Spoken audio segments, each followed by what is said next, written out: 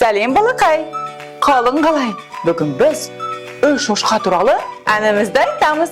Бірақ та бұл жай ғана ән емес, бұл ертегі әні. Кәнекей, бастайық.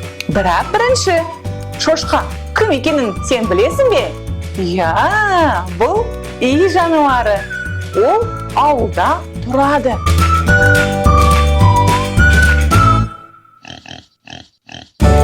Шошқалар сонда сүйкімді болады. Олар хрю-хрю деп айтады.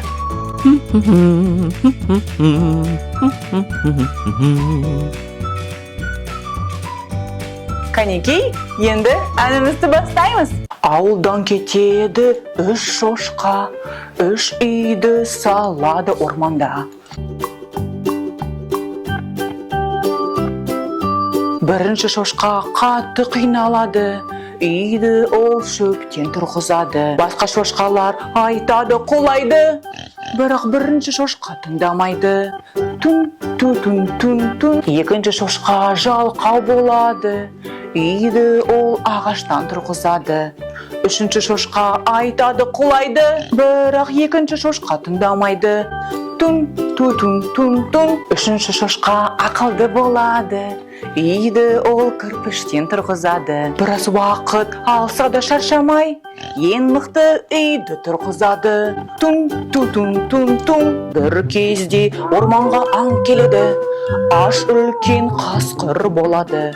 Үш шошқа оны қорқып өз үйлеріне тығылады.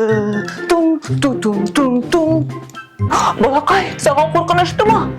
Маған қорқынышты болып жатыр. Қазір қасқыр шошқаларымызды жеп қояды ма? Кәнекей, ары қарай біліп көрейік. Кеттік. Хей шошқа, есікті аш. Жоқ, мен ашпаймын ешқашан. Ендеше қазір мен қатты үрлеймін. Және сенің шөп үйін сындырамын. Тун. Енді шошқамыз екінші шошқаның үйіне қашады. Хей шошқа, есікті аш. Жоқ, мен ашпаймын ешқашан. Ендеше қазір мен үрлеймін. Және сенің ағаш үйін сындырамын. Тун. Қазір екі шошқалар үшінші шошқаның үйіне қашады. Ой, балақай, енді не болады? Хей шошқа, есікті аш. Жоқ, мен ашпаймын ешқашан. Ендеше қазір мен қатты үрлеймін.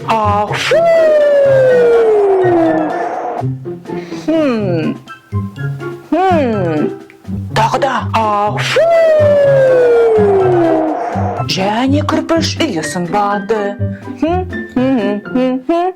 Бірақ қасқыр орманға қайтпады.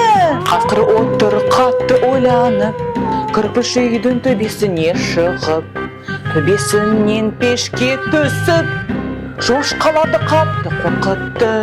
Тун. Үшінші шошқа болды ақылды, пеште ол отты жақты. Қасқыр қатты қорқып айғайлады, және орманға қайтадан қашты. Екі шошқа енді түсінді, кірпіштен үй құламайды. Жұмыстан қорықпау керек, сонда қасқырлар бірден кетеді. Тун. Ал балақай, бүгінгі ән ертегі саған ұнады ма? Ендеше маған лайк бас. Және келесі кездескенше.